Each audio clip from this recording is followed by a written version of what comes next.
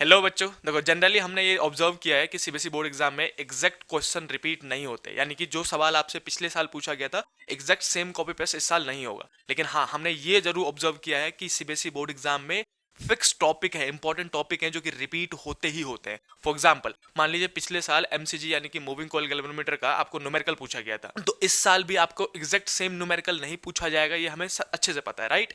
लेकिन इस जैसे कि पिछले साल पूछा गया था न्यूमेरिकल, तो इस साल वो आपसे थ्योरेटिकल क्वेश्चन पूछ सकते हैं एमसीजी पे ही, क्योंकि एमसीजी जो है वो एक इंपॉर्टेंट टॉपिक है। इसी प्रकार हमारे पास सीबीएसई बोर्ड में हर चैप्टर में बहुत सारे इंपॉर्टेंट टॉपिक होते हैं जो कि रिपीट होने ही होने हैं, तय है, चाहे उसमें थ्योरेटिकल सवाल पूछे वो, चाहे न्यूमेरिकल पूछे। इसीलिए हम आपके पास इंपॉर्टेंट टॉपिक्स के क्वेश्चंस लेके आते हैं, ना कि इंपॉर्टेंट क्वेश्चंस के, क्योंकि हमें पता है टॉपिक्स रिपीट होने हैं, और इन टॉपिक्स की वजह से वी बिलीव कि आपकी बहुत ज्यादा हेल्प होगी और आप सीबीएसई बोर्ड में इजीली 95 प्लस स्कोर कर पाओगे, चाहे वो थ्योरेटिकल क्वेश्चन पूछे चाहे वो न्यूमेरिकल क्वेश्चन पूछे। तो चलिए जल्दी से इस वीडियो में स्टार्ट करते हैं। चैप्टर 4 के इंपॉर्टेंट टॉपिक जो कि रिपीट होने ही होने हैं, कौन कौन से हैं वो देखते हैं। सबसे पहला टॉपिक अगर मैं आपको बताऊं कि जो पक्का ही आना है वो है एमसीजी। एमसीजी मतलब होता है मूविंग कॉइल गैल्वेनोमीटर। गैल्वेनोमीटर की बात हो रही है यहाँ पे, गैल्वेनोमीटर में जल्दी से लिख भी देता हूं यहाँ पे। गैल्वेनोमीटर इंपॉर्टेंट टॉपिक है, बिल्कुल भी छोड़ के नहीं जाना है, किसी न किसी फॉर्म में मिलेगा ही, चाहे वो थ्योरेटिकल क्वेश्चन पूछे चाहे न्यूमेरिकल। इसमें बेसिक एग्जांपल क्या है, मैं आपको बेसिक कितना पढ़ना है वो बता देता हूँ। सबसे पहले तो आपको डेफिनेशन पता होना चाहिए, डेफिनेशन पता होना चाहिए, और दूसरा इसका मोस्ट इंपॉर्टेंट प्रिंसिपल पता होना चाहिए। बच्चों को इसका प्रिंसिपल लिखना नहीं आता है, अच्छे से देख लेना प्रिंसिपल कैसे लिखते हैं, वर्डिंग्स क्या होनी चाहिए। दूसरा, आपको इसका डायग्राम बनाना आना चाहिए। डायग्राम में बच्चे बहुत गलती करते हैं, नॉर्मली ही बेसिक सा डायग्राम है और उसकी लेबलिंग सही से करनी है। लेबलिंग नहीं करोगे आपको नंबर नहीं मिलेंगे। डायग्राम अच्छे से बनाना है और लेबलिंग करनी है आपको। तीसरा, आपको करंट सेंसिटिविटी और वोल्टेज सेंसिटिविटी पता होना चाहिए। मैं यहाँ पे आईएस लिख देता हूँ। आई मतलब करंट, एस मतलब sensitivity. Current sensitivity and voltage sensitivity VS, इन दोनों का रिलेशन पता होना चाहिए, इन दोनों के फॉर्मुलेस पता होने चाहिए आपको। और चौथा और लास्ट टॉपिक जो आपको एमसीजी में रटा होना चाहिए वो है इसका conversion. Conversion of galvanometer, conversion of galvanometer. Galvanometer को हम कन्वर्ट करते हैं, जी मतलब गैल्वेनोमीटर है, किसमें, एम मीटर में कैसे कन्वर्ट करते हैं और वोल्ट मीटर में कैसे कन्वर्ट करते हैं, आपको ये पता होना चाहिए। एम मीटर में कन्वर्ट करने के लिए सबको पता है, छोटा सा रेजिस्टेंस जोड़ दो पैरेलल में।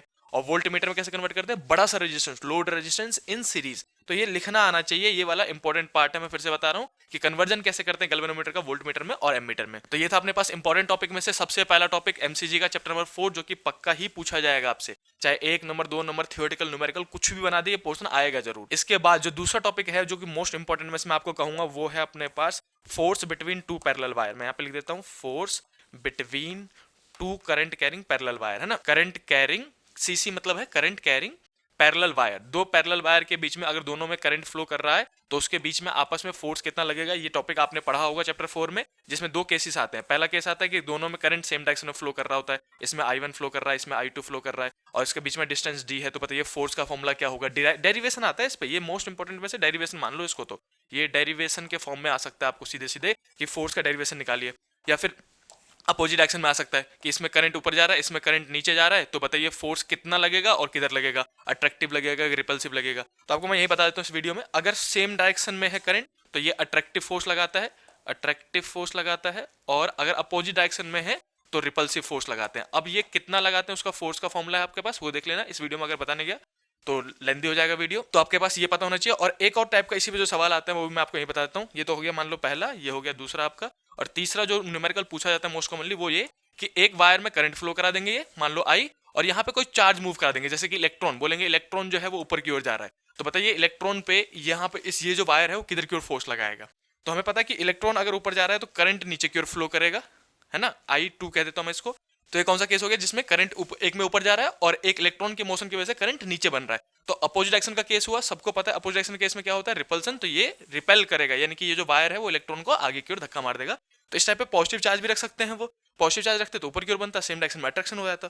तो इस टाइप का भी क्वेश्चन बना सकते हैं वो। तो ये था force between two parallel wire. इसमें दो चीज देखनी है आपको। सबसे पहले तो इसका डेरिवेशन, इन दोनों का डेरिवेशन जरूर देख लेना, कैसे फॉर्मूला निकालते हैं फोर्स का, आपने कर रखा होगा ये। और बेसिक न्यूमेरिकल इस टाइप का आपको अंदाजा होना चाहिए। अब तीसरा टॉपिक जो कि इंपॉर्टेंट है और रट के जाना है वो है अपने पास बायोट सावर्ट लॉ। देखो ये बिल्कुल छोड़ के मत जाना, छोटा सा टॉपिक है, डेफिनेशन और फॉर्मूला और कुछ नहीं, इसमें कोई डेरिवेशन नहीं है। बेसिक सा 1 से 2 नंबर में आया था सीधे सीधे उठ के, और सीधे सीधे छपा होता है ये तो, बायोट सावर्ट लॉ। मैं यहाँ पे लिख देता हूँ जल्दी से, Biot Savart law. Biot Savart law में आपको क्या क्या पढ़ना है, इसका डेफिनेशन रटा होना चाहिए कि क्या इंग्लिश क्या लिखते हैं बच्चों, इंग्लिश नहीं लिख पाते, उनको लगता है कि हाँ चलो मुझे पता तो है बायोट सावर्ट लॉ क्या होता है, मैं लिख दूंगा लेकिन एग्जैक्ट वर्ड नहीं आते हैं, और एग्जैक्ट वर्ड नहीं आएंगे आपको पता है कि फिर सीबीएसई बोर्ड में नंबर कटेंगे आपके, और अगर एक एक नंबर भी करता रहे फिर भी आप 90 से नीचे आ जाओगे। इसलिए एग्जैक्ट वर्डिंग्स चाहिए मुझे, जिसमें आप बताओगे कि आप 12th क्लास के स्टूडेंट हो। कुछ भारी वर्ड तो लिखोगे ना फिजिक्स के अच्छे अच्छे वर्ड, तो वो आप इंग्लिश रीड करो कैसे लिखा गया बुकों में, और उसी हिसाब से आप एक बार लिख के देखो कि लिख पा रहे हो लिख पा रहे हो। और दूसरा इसमें पढ़ना है इसका मैग्नेटिक फील्ड का फॉर्मूला, जो कि अपने पास मैं यहाँ पे लिख ही देता हूँ जल्दी से। डीबी छोटा सा मैग्नेटिक फील्ड होता है जिसका फॉर्मूला आता है अपने पास म्यू नॉट अपॉन में 4 पाई। जो फॉर्मूला लिख रहा हूँ ये याद करना और कुछ नहीं करना इसमें। म्यू नॉट अपॉन 4 पाई आईडीएल साइन थीटा अपॉन में आर स्क्वायर। ये फॉर्मूला आपने पढ़ा होगा, लेकिन इसका बहुत बार वेक्टर फॉर्म पूछा गया है, और वेक्टर फॉर्म में आपके लिख देता हूँ यहाँ पे देखो।